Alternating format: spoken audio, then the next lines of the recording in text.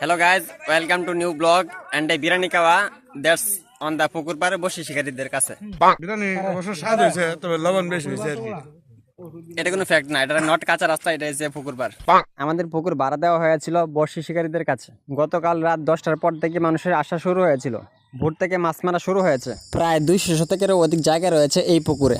বর্ষি শিকারীরা মূলত এক ধরনের শৌখিনতা, যা এক ধরনের আর্ট। সবার মধ্যে এই শৌখিনতা থাকে না। দীর্ঘ সময় নিয়ে বসে থাকতে পারেন না অনেকেই। মাছ মারার শখ পূরণে অনেকেই অংশগ্রহণ করেছেন। তাদের মধ্যে রয়েছে 40টি বড়শি। শিকারীরা অনেক কষ্ট করে মাছের খাবার ম্যানেজ করেন।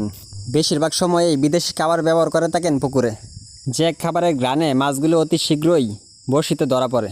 জনপ্রতি 3000 টাকা করে 1,20,000 টাকার কারবার। আমার নিজের উপলব্ধি থেকে ভাবি যে এটা এক প্রকার জুয়া খেলার মতো, কারো লস কারো বা লাভ। যার জঙ্গল ভেঙে চলে আসলাম বড়শি শিকারীদের কাছে এক নজর দেখার জন্য।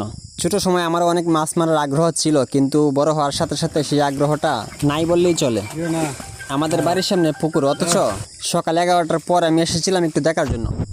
রাত 10টার পর থেকেই তাদের গাড়িগুলো নিয়ে জুমজুম করতেছিল বাড়িঘর। শিকারীদের চা নাস্তার পাশাপাশি বিরিয়ানির ব্যবস্থা করা হয়েছিল।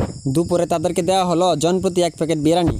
অনেক দূর থেকে শিকারীরা চলে আসছিলেন মাছ মারার খোঁজে।